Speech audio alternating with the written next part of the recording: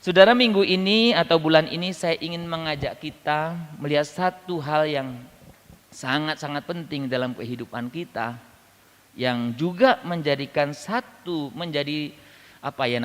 hal yang akan kita lakukan, akan kita kerjakan, bukan hanya di dunia ini, tapi sampai kepada kekekalan, yaitu menyangkut hal penyembahan.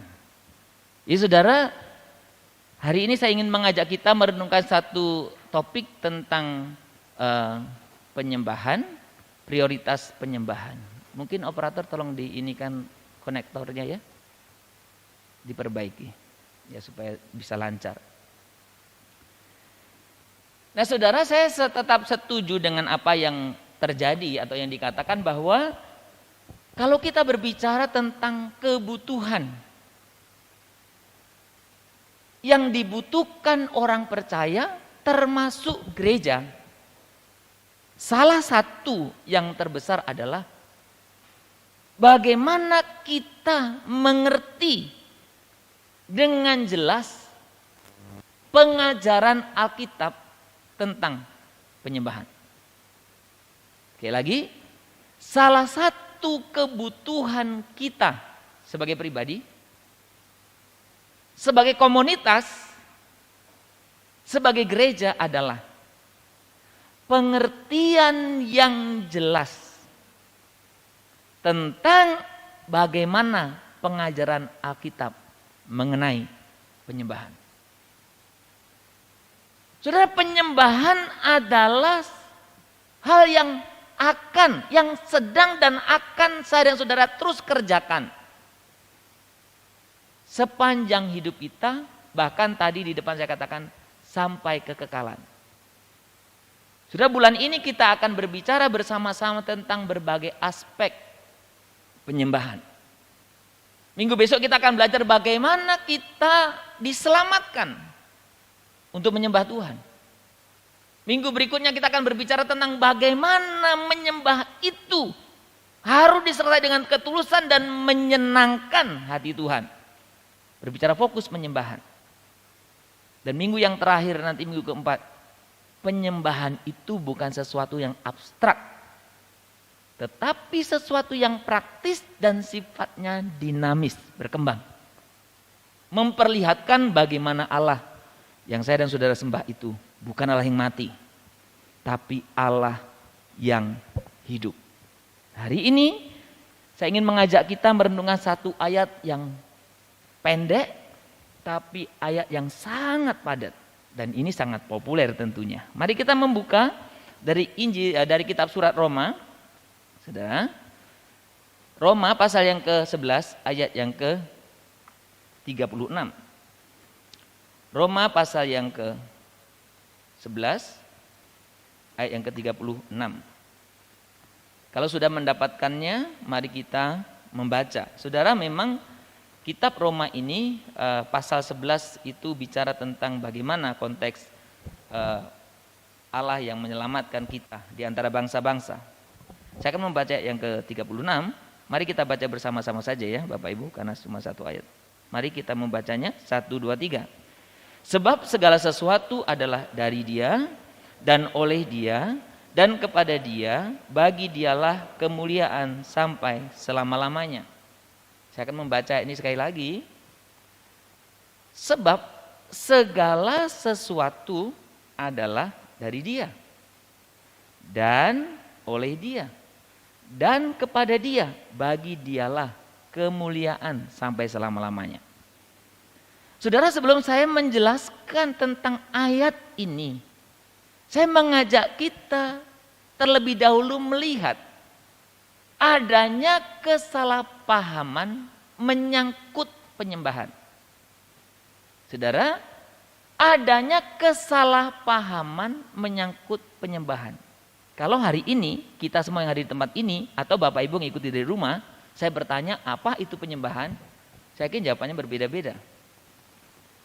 Bahkan mungkin tadi yang tampil di depan, ketika saya tanya apa itu penyembahan, pasti jawabannya berbeda-beda. Tapi yang berbeda-beda itu kita bisa simpulkan secara sederhana kesalahpahaman itu. Banyak orang berbicara penyembahan itu berbicara hal yang sempit. Berbicara tentang ritual, berbicara tentang rutinitas, berbicara tentang formalitas yang sempit. Di gereja, mungkin di rumah, acara doa pagi, doa siang, doa malam. Sudah, maka seringkali perdebatan atau konflik yang timbul adalah menyangkut apa? Menyangkut, saudara-saudaraku, bentuknya, caranya, ya, modelnya yang seringkali mencuat. Saudara, makanya salah satu, ya, doktrin gereja atau pengajaran Alkitab yang sering disalahpahami adalah menyangkut penyembahan. Saudara, menyangkut penyembahan. Saudara, ketika di awal tadi saya katakan bahwa penyembahan itu satu hal yang dibutuhkan, sebenarnya ada kalimat lanjutannya itu. Kenapa dikatakan sangat dibutuhkan?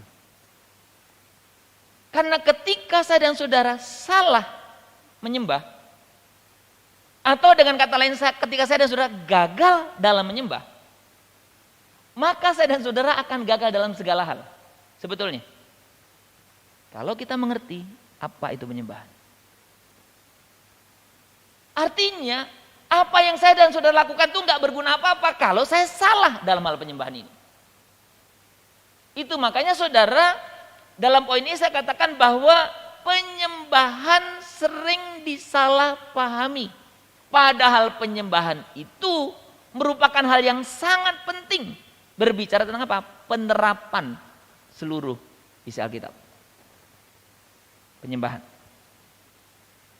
Jadi ini salah paham, saya sedang memaparkan kesalahpahaman. Salah satu contoh yang di Alkitab, saudaraku, diskusi yang terjadi antara Tuhan Yesus dengan perempuan Samaria. Diskusi pinggir sumur. Ya, hebat ya, di pinggir sumur tapi diskusinya tentang ibadah. Apa diskusi yang saya mau angkat adalah perempuan Samaria itu berkata kepada Yesus, nenek moyang kami, karena ini Samaria ya, beribadah di Gunung Gerizim. Jadi itu tempat ibadah orang-orang Samaria. Kemudian, tapi orang Yahudi ibadah di Yerusalem, di Bait Allah. Jadi ada dua tempat ibadah, Gerizim, 1, 2, Bait Allah, Yerusalem. Tapi sebetulnya perdebatan dua ini bukan bicara tempat saja, tapi menyangkut bicara model. Karena Gerizim itu ada banyak dipengaruhi oleh penyembahan-penyembahan sekitar, sehingga penyembahan Gerizim itu penyembahan yang antusiastik lah gitu, tanda kutip. Di Gerizim, orang Samaria. Sementara penyembahan di Yerusalem di Bait Allah itu penyembahan yang sangat teratur rapi dan sekali gitu ya, hening gitu. Itu penyembahan yang diwarisi oleh orang-orang Israel. Jadi bukan berbicara tempat saja, tapi berbicara model.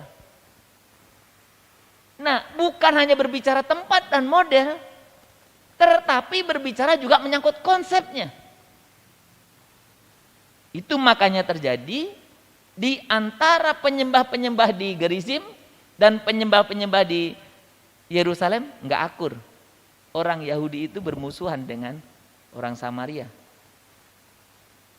Ya sebaliknya, karena dimusuhin, kan kalau kita dimusuhin ya, biasanya juga nggak membangun hubungan dengan baik ya. Dimusuhin ya, itu yang terjadi. Nah tapi saudara perhatikan jawaban Yesus yang menarik. Ketika perempuan itu menyampaikan nenek moyang kami beribadah di Gunung Gerizim dengan pakainya tadi, Tapi orang Yahudi beribadah di Bait Allah, Yerusalem. Jawaban Yesus apa? Tiba waktunya nanti orang nggak beribadah di Gerizim, nggak juga di Yerusalem. Bukan itu.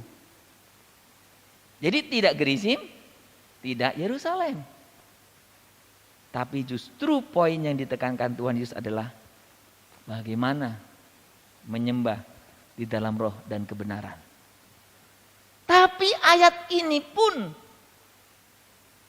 sampai detik ini seringkali disalahpahami juga. Karena komunitas yang menyembah dengan gayanya mengklaim bahwa penyembahan dalam roh dan kebenaran itu seperti ini versinya. Kemudian komunitas yang lain yang menyembah dengan cara yang berbeda mengklaim, oh roh kebenaran itu bukan seperti itu, tapi seperti ini. Masih terjebak pada hal yang sama. Saya tidak tahu apa yang ada dalam pikiran saudara hari ini. Tapi inilah kesalahpahaman, akar kesalahpahamannya. Karena kita hanya berbicara bentuk, berbicara ritual, berbicara model, saudaraku. Nah, saya tidak ingin larut dengan kesalahpahaman itu, karena bukan itu fokusnya hari ini. Saya justru ingin mengajak Anda melihat, belajar dari apa yang Kristus sendiri lakukan, apa yang Kristus sendiri contohkan, apa yang Kristus sendiri kasih model kepada kita. Ibadah atau penyembahan itu apa? Maka poin yang kedua ini sebagai satu pengantar untuk 1 bulan ini kita melihat bagaimana kita memiliki menjadikan penyembahan itu sebagai prioritas. Bagaimana kita menjadikan penyembahan itu sebagai prioritas dalam hidup kita. Jadi penyembahan itu kita jadikan sebagai prioritas. Saudara-saudara, dalam kelas pembekalan pemimpin sel group, termasuk klik leaders dan juga beberapa kali saya sampaikan secara umum, saya selalu jelaskan begini. Tujuan pertemuan-pertemuan kita, termasuk sel group, termasuk klik atau pertemuan-pertemuan yang lain adalah selain belajar, kita ingin mengalami perubahan hidup. Perubahan hidup itu seperti apa? Perubahan hidup itu bukan versi saya, bukan. Perubahan hidup itu bukan nirusi A, si B, si C, bukan. Saya mengajak kita melihat satu teladan figur yang satu saja. Maka perubahan hidup yang dimaksud adalah kita menjadi manusia-manusia baru yang merefleksikan pertama, karakter Kristus. Karakter Kristus itu apa sih? Karakter Kristus itu paling gampang baca aja Galatia 5 itu, buah roh, itu karakternya. Oke, nanti lain kesempatan lah saya jelaskan ya. Merefleksikan karakter Kristus yang pertama. Yang kedua, memiliki prioritas yang dimiliki Kristus. Jadi selain merefleksikan karakter Kristus, kita memiliki prioritas yang juga dimiliki Kristus. Saudara, saya selalu setia menggunakan ini. Sekali banyak orang yang meninggalkannya. Tapi saya tetap memakainya tentang growing a healthy church. Kenapa? Saya di mana-mana dulu kalau suruh pelatihan di klaster-klaster ya. Waktu masa-masa itu kan saya sering juga keluar untuk melatih. Saya selalu katakan gini. Growing healthy church itu pertumbuhan gereja yang sehat, itu ada materinya dulu. 1 sampai berapa gitu. Ya dari strategi, balance, kemudian vision, sama yang terakhir itu advance-nya itu tentang bagaimana kita menghasilkan istilahnya ya, membentuk orang yang menjadi murid itu, melipat ganda, multiplikasi lah ya istilahnya. Dalam sosialisasi saya selalu katakan gini, ini bukan pilihan, strategi ini bukan pilihan, tapi itu keharusan. Maka di mana-mana saya konsisten pegang ini. Kenapa saya sampai se ekstrim itu? Karena kalau buku-buku yang lain, minimal yang saya baca, hanya mengutip Alkitab. Tetapi bahan atau materi dari strategi Yesus ini mengungkap apa yang dikatakan Alkitab. Jadi semua dijelaskan apa yang Yesus lakukan dalam Alkitab itu. Dan salah satu yang diperlihatkan kepada kita adalah prioritas Yesus. Apa prioritas Yesus yang kita temukan dalam kitab Injil? Yesus itu yang pertama, dia sangat bergantung dengan pimpinan Roh Kudus. Perhatikan ketika dia mau dibaptis, setelah dibaptis, ya, apa yang terjadi? Teruskan dalam kendali Roh Kudus. Prioritas. Yang kedua, saudaraku, Tuhan Yesus itu punya prioritas doa yang luar biasa. Kita sudah bahas beberapa waktu yang lalu. Doa. Yang ketiga, saudara, Tuhan Yesus punya prioritas itu benar-benar, saudaraku, taat akan agenda Bapa. Saya beberapa kali juga sampaikan. Kalau belum waktunya Tuhan Yesus nggak mau lakukan, saudaraku. Tuhan Yesus nggak mau didorong oleh karena orang banyak. Tuhan Yesus nggak mau juga didorong oleh karena situasi, enggak. Dia taat banget dengan agenda Bapa. Yang keempat, Tuhan Yesus itu begitu memegang teguh firman. Yang kelima, saudara, Tuhan Yesus itu memiliki prioritas membangun hubungan secara intensional, disengaja. Jadi nggak kebetulan. Oh, kebetulan saya ketemu Amang Manulang ya. Halo Amang Manulang, bukan gitu. Tapi disengaja. Dan prioritas yang berikutnya, yang hari ini kita bicarakan adalah Tuhan Yesus memiliki prioritas mengagungkan Bapa. Itulah penyembahan, worship. Maka hari ini saya ingin mengajak kita melihat satu prioritas ini. Yang saya katakan tadi di awal, ini menjadi salah satu kebutuhan atau kebutuhan utama gereja. Karena saya juga khawatir kalau kita salah dalam hal ini, salah dalam semuanya. Maka prioritas yang kita bicarakan ini, bagaimana kita memiliki kehidupan yang memprioritaskan penyembahan, mengagungkan Bapa. Maka kalau kita buat akronim biasanya prioritas Yesus itu diakronimkan gini, Holy Spirit Power. Holy Spirit tadi berkat Roh Kudus, power itu P, itu pray gitu-gitu ya. Nah, nantilah ya kita ini. Tapi singkatannya gitu. O itu obedience ya. W itu word, firman, ya kan? E itu exalting the Father, yang terakhir R itu relationship. Ya. Intentional relationship. Jadi saudara, kalau kita berbicara tentang fokus prioritas Yesus, salah satunya penyembahan. Maka saudara, saya dan saudara sebagai murid Kristus semestinya juga memiliki prioritas yang sama. Nah, saya tidak tahu apakah kita masih ingat, karena beberapa waktu yang lalu sebelum saya pindah melayani di sini, saya pernah diundang khotbah di sini dan saya menyampaikan salah satu poin tentang penyembahan. Kalau Bapak Ibu masih ingat, harapan saya sih lupa. Ya, jadi saya sekarang ingatkan lagi. Biasanya lupa kan? Yang ingat biasanya yang nggak sengaja, yang lucu, atau yang nggak sengaja nyakitin. Nah, itu ingat biasanya. Nah, saudara, penyembahan itu sebetulnya artinya secara sederhananya penghormatan. Kan menyembah ya. Makanya orang menyembah kan nggak gini kan? Kan gini namanya menyembah, ya kan? Penghormatan, pemujaan kepada yang lebih tinggi. Konteks kita tentu kepada Allah. Maka dari posisi saya sudah jelas, menyembah itu berarti dari yang bawah ke yang atas. Dalam konteks kita berarti dari saya dan saudara manusia kepada Allah. Ya kan? Makanya kalau dalam istilah memberi, saya kan suka ganti ya. Bukan memberi, mempersembahkan. Karena kalau memberi bisa dari atas ke bawah, bisa imbang, ya, bisa dari bawah ke atas memberi. Tapi jarang memberi dari bawah ke atas. Maka saya pakai istilah mempersembahkan. Saya lebih suka istilah itu. Untuk menjelaskan bahwa kalau saya memberikan persembahan itu, betul-betul mempersembahkan. Dari mana datangnya?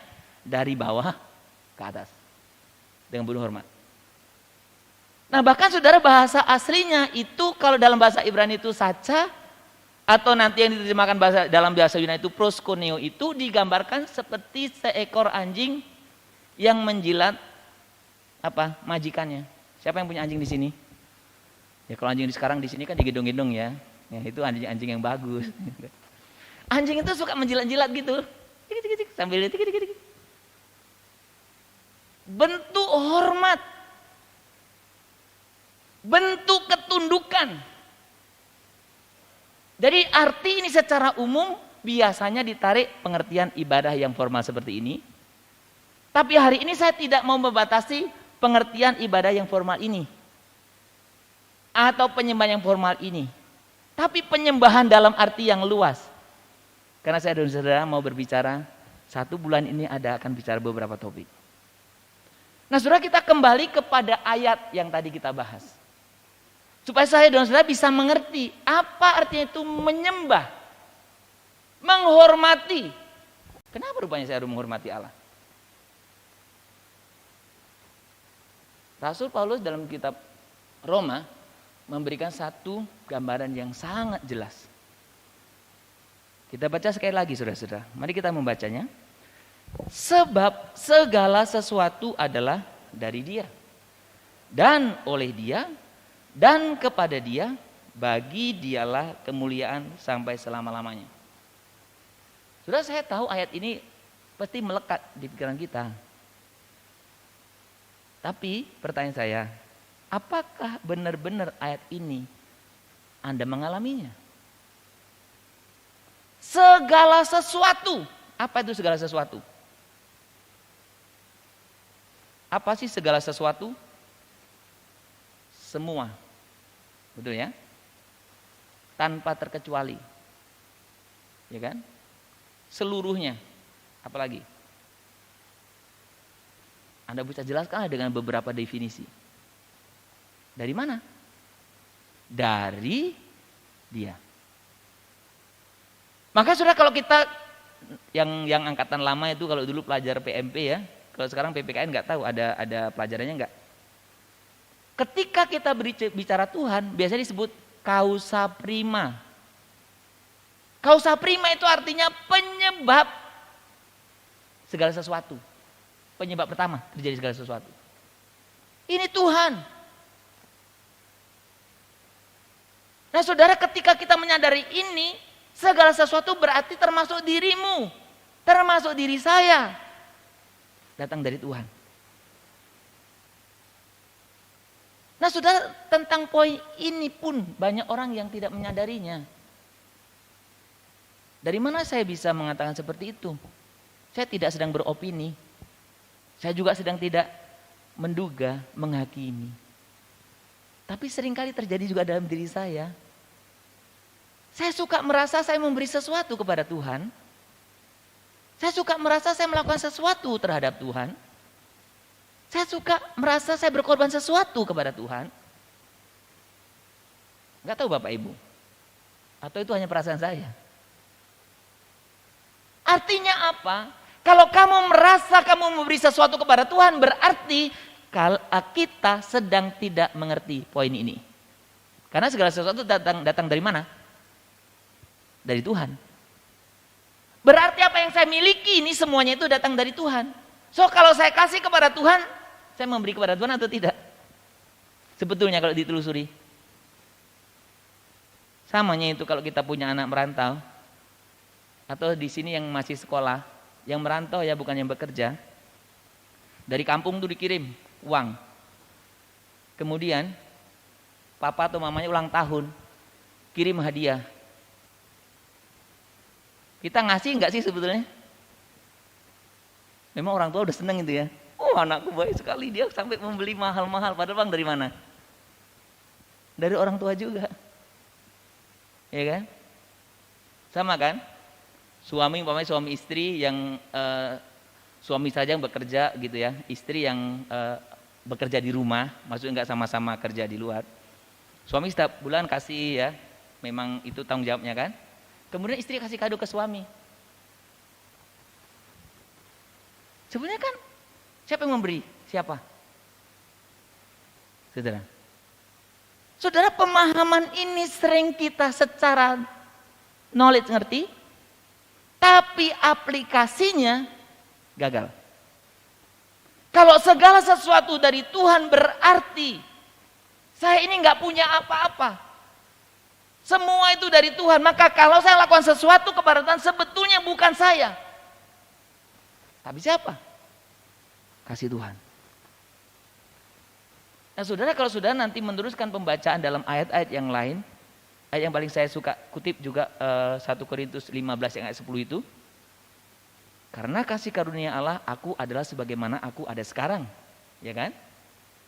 Dan lanjutannya itu kalau Bapak Ibu baca terus, ya, dia katakan ini, bahwa kasih karunia itu diberikan kepada saya bukan berarti dia diam, tapi aku bekerja lebih keras dibanding yang lain. Tapi bukan aku, tetapi kasih karunia Allah itu. Jadi kalau kita menyadari ini semua dari Allah, maka yang saya lakukan, yang saudara kerjakan kepada Allah, itu pun karena anugerahnya.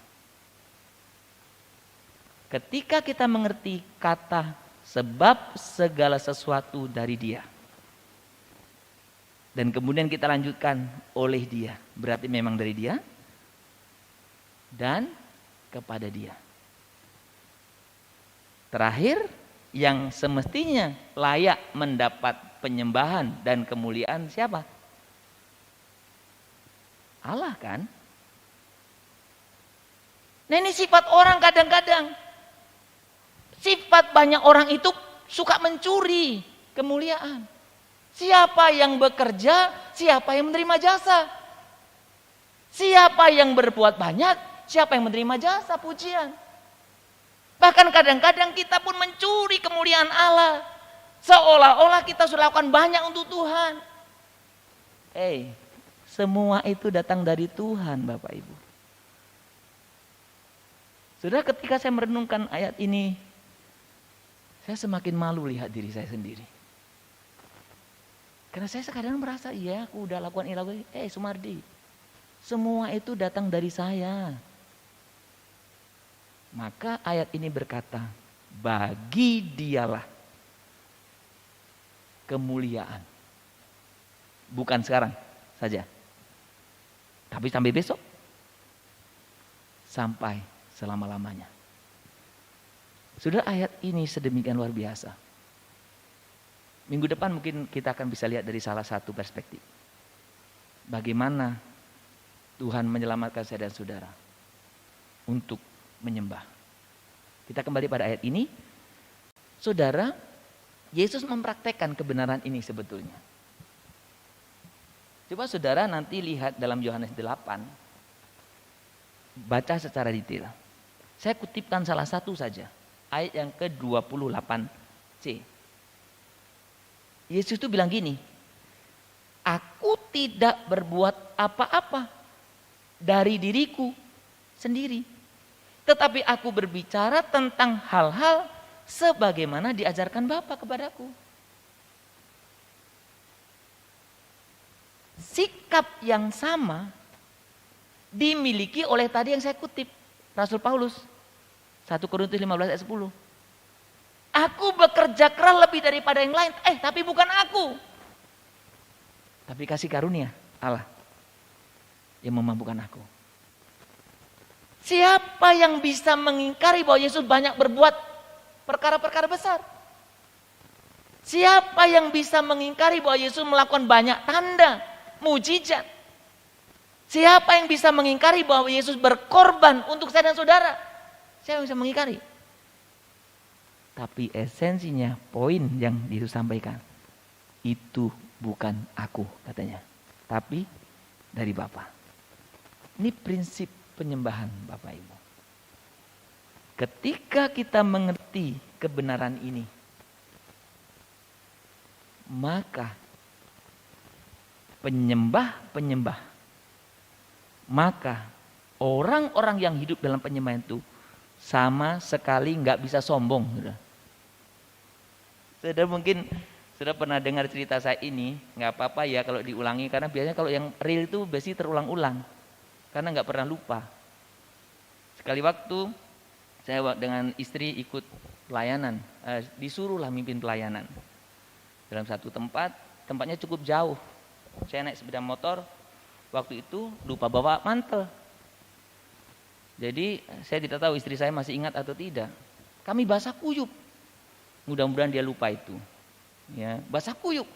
Waduh, saya arah apa sana? Lewat dari Tangerang. Pokoknya jauh deh. Basah kuyup. Aduh, gimana ini mau pesta? Ya, udah mimpin ulang tahun pernikahan, ya kan? Jadi saya, karena saking buru-burunya sudah sampai kunci motor pun saya lupain di situ ya. Jadi basah kuyup, gimana lah? Sampai kering lah itu di ibadah. Jadi saya khotbah tentang Yabes. Karena waktu itu waktu populer tentang Yabes. Yabes itu orang yang sakitan, orang yang paling rendah tapi ditinggikan oleh Tuhan. Poinnya gitulah. Jadi waktu penyembahan ya kayak tadi ya, itu penyembahnya luar biasa. Kayak saya merasakan suasana surga, indah sekali. Suaranya bagus, main musiknya juga bagus, nggak kalah lah dengan tadi. Ya pokoknya bagus sekali. Wah, saya merasakannya. Singkat cerita saya khotbah. Selesai khotbah namanya acara ulang tahun pernikahan ya, ada makan-makan kan? Makan-makan. Nah, saya karena kami berdua pergi, anak saya titip ke rumah, titip jemaat, saya telepon lah. Nah, waktu saya mau telepon itu, tanpa saya sengaja, saya ada di dekat meja para pelayan, termasuk pemain keyboard dan singersnya. Pada waktu saya jalan, blik, mereka lagi sedang cerita seru. Apa yang diceritakan? Dia bilang gini, nah kalau saya daripada nikah dengan orang miskin, mendingan saya lajang sampai tua. Sorry ya, saya dengar tadi kayaknya suara malaikat. Kok ini sekarang jadi suara iblis? Jadi gak indah lagi. Padahal tadi ngangkat tangan, begitu angkat tangan dia. Sekarang, karena tadi saya khotbah tentang Yabes itu, yang susah, ditinggikan. Ini mungkin mereka seloro-seloro lah. Bukankah banyak orang-orang munafik? Bukankah banyak penampilan-penampilan yang istilah sekarang itu apa? Fake. Palsu. Menyembah seperti angkat tangan, dua-duanya kakinya pun angkat melayang ya. Tapi faktanya tidak hidup seperti yang Kristus ajarkan. Kerendahan hatinya nggak ada. Kita ketika kita mengerti kebenaran ini, apapun yang kita kerjakan, itu bukan performanya, tapi betul lahir dari hati yang memuliakan Dia. Prinsip kebenaran bahwa ketika kita menjadikan penyembahan itu prioritas, kita menyadari betul segala sesuatu itu dari Dia, dan apapun yang kita berikan kepadanya itu bukan kita, tapi Allah. Nah saudara, makanya sebenarnya kalau kita berbicara tentang penyembahan, ketika kita belajar dalam kehidupan Tuhan Yesus, setiap bagian dari kehidupan Tuhan Yesus itu mengagungkan Bapa. Sudah perhatikan aja yang Dia lakukan. Selalu yang diutamakan adalah bagaimana Bapa dipermuliakan. Ingat waktu ada orang buta sejak lahir?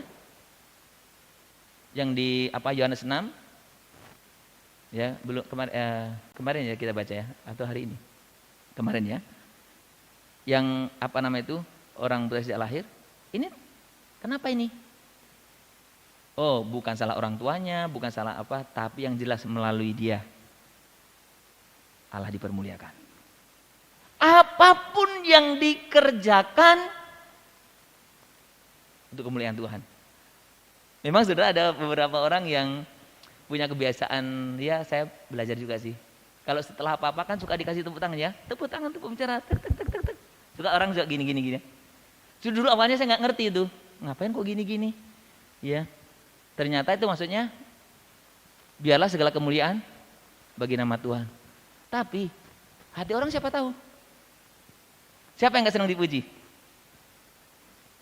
Bahkan kadang-kadang orang bilang, aduh jangan dipujilah, saya nggak mau dipuji. Padahal dalam hatinya, mau juga sih. Siapa yang tahu? Maka tapi ketika kita mengerti ini, yang kita mau evaluasi adalah menyembah Tuhan. Itu berarti memuliakan Dia. Dalam setiap yang kita lakukan, itu betul-betul memuliakan Dia. Apapun. Jadi Bapak Ibu, kalau boleh kita katakan, berarti penyembahan itu jauh lebih dari sekedar memuji. Penyembahan itu lebih dari sekedar bernyanyi. Penyembahan itu lebih dari sekedar berdoa. Oh berarti betul lah Pak, tadi saya nggak serius nyanyinya. Bukan itu juga. Saya sedang tidak mengatakan ibadah ini tidak penting. Saya tidak sedang mengatakan bahwa nyanyi di depan ini nggak penting, bukan. Justru saya ingin mengatakan betapa penyembahan itu begitu luas dan itu pasti terekspresi dalam ibadah-ibadah formalmu. Itu artinya kamu bisa nyanyi di sini, tapi belum tentu kamu sedang menyembah. Itu artinya Bapak Ibu bisa hadir di sini di gereja ini, menyanyi tadi, tapi bisa belum menyembah. Itu artinya mungkin Bapak Ibu tadi pagi berdoa, tapi belum tentu itu menyembah. Menyembah jauh lebih dari itu. Tapi menyembah dikatakan apa? Menikmati hadirat Tuhan. Menyembah berarti mengasihi Tuhan. Bahkan itu menjadi gaya hidup kita. Menyembah itu. Ya, memang kalau kita berbicara penyembahan, saudara, kadang kalau kita membaca ya sejarah-sejarah penyembahan-penyembahan yang okultisme sifatnya, Bapak Ibu perhatikan, itu untuk menghormati yang dipuja itu mau melakukan apapun loh. Orang-orang kalau kita belajar tentang yang penyembahan okultisme ya, puasa, orang-orang dulu kan suka tirakat ya. Tirakat tuh puasa loh. Sampai berapapun mau.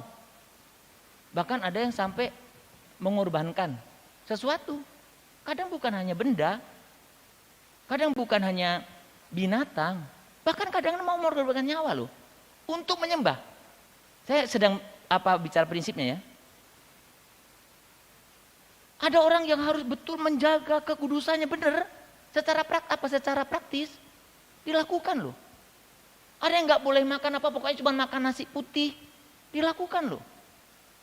Tapi kadang saya suka heran, kenapa giliran menyembah Allah yang benar kita itu menganggap remeh? Heran bagi saya. Kenapa ketika kita menyembah kepada Allah yang benar, yang menciptakan Anda, yang menciptakan saya, yang menyelamatkan saya dan saudara, tapi kita menganggap remeh? Ya. Menyembah semestinya seperti apa yang saya tuliskan itu. Betul-betul ketika kita menghadap Tuhan, menikmati hadiratnya, memberikan diri,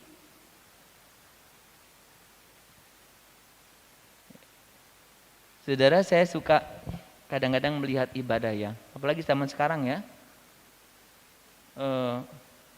orang ibadah pun masih sempat update status ya, menyembah Tuhan. Ku tinggikan segala, masih sempat. Yang ditinggikan siapa? Ku tinggikan, selfie pula, selfie. Segalanya. Sudah kalau saya di depan saya karena untuk bahan aja ya, karena itu nggak kelihatan mata saya.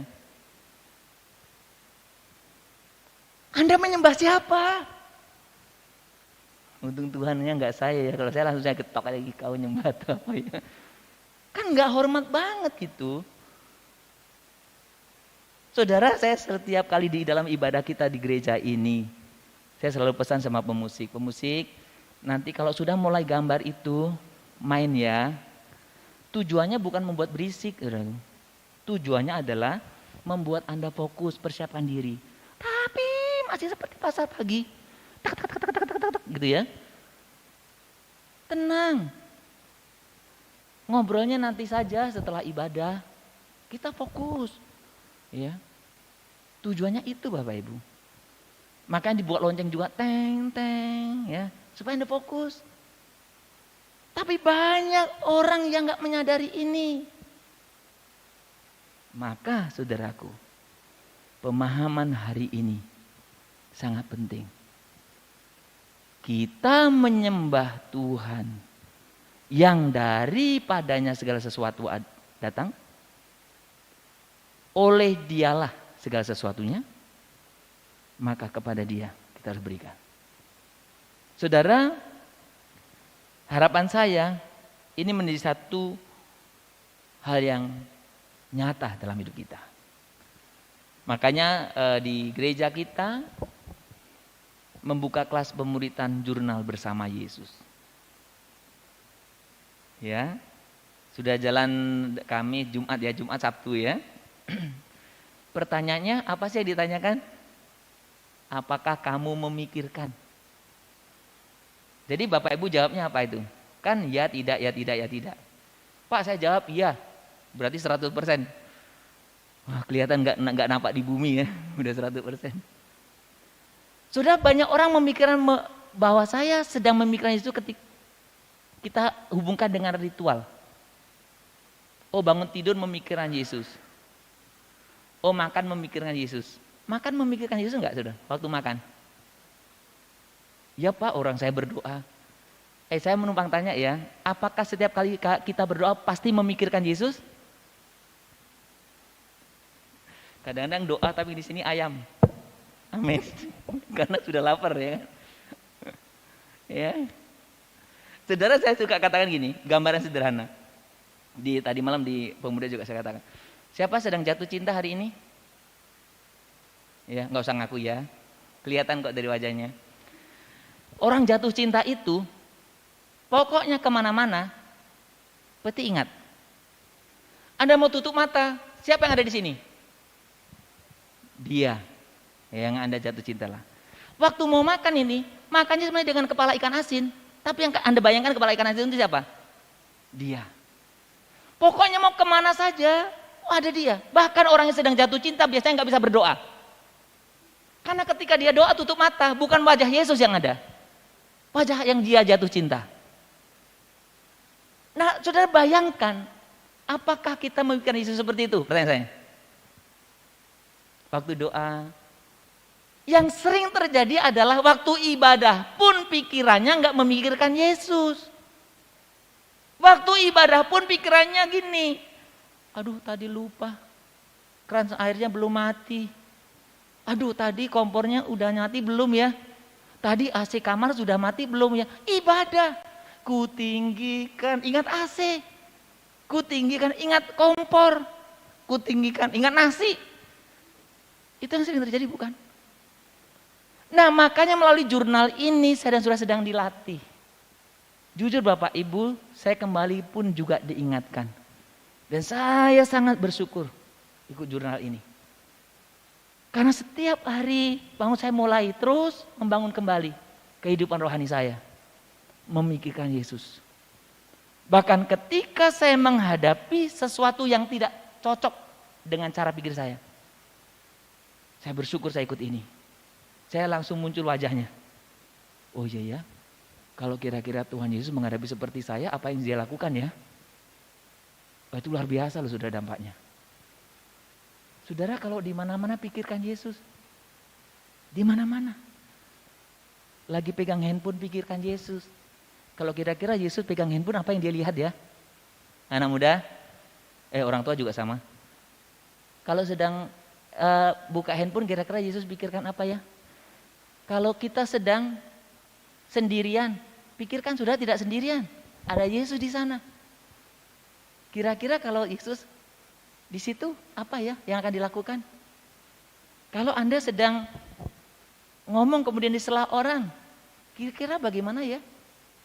Kalau Anda mungkin sedang naik mobil kemudian disalib orang, kira-kira kalau Yesus apa ya yang dia lakukan? Saudara, saya rindu ini memberikan kepada kita satu terus pengajaran dan latihan. Penyembahan itu setiap hari. Ya. Setiap hari kita menyembah Tuhan. Setiap saat. Ya.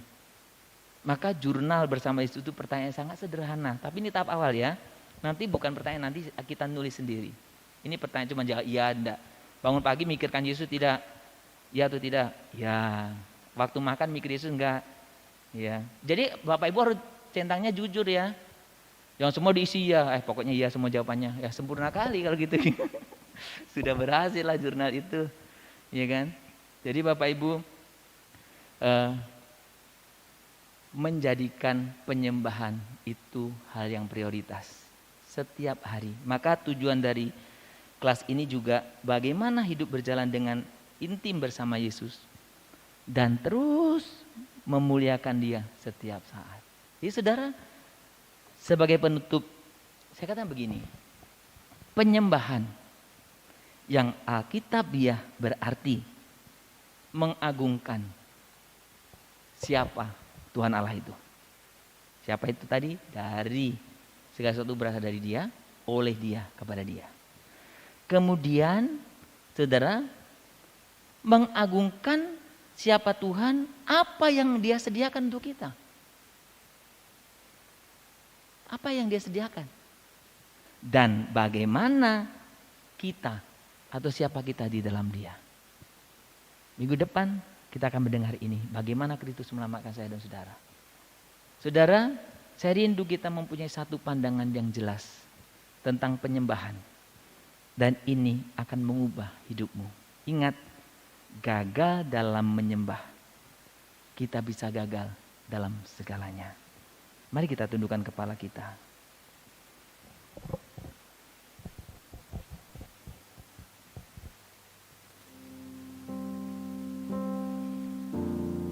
Mari kita lihat,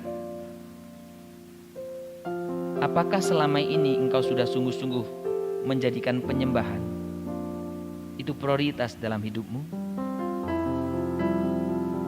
Atau kamu masih terbatas hanya mengikuti kegiatan, aktivitas tanpa menyembah? Firman Tuhan hari ini mengajak kita semuanya mengoreksi, mengevaluasi. Karena penyembahan itu hal yang terus-menerus akan menjadi aktivitas pekerjaan, bahkan itu yang menjadi hidup kita.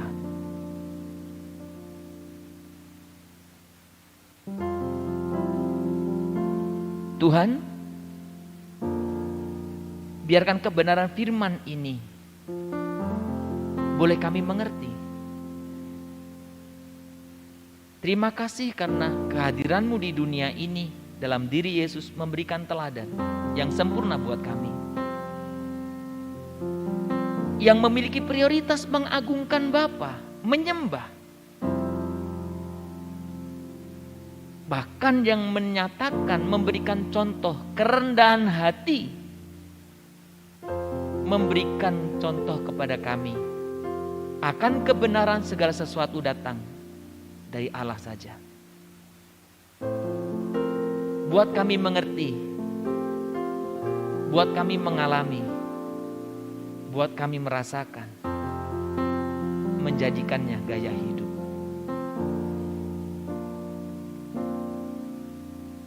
Kalau ku hidup bagimu, hatiku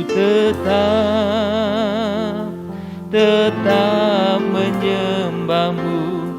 Dunia tak bisa menjauhkan menjauhkanku dari kasih-Mu. Selama aku hidup, amin Tuhan. Selama ku hidup bagimu, mataku tetap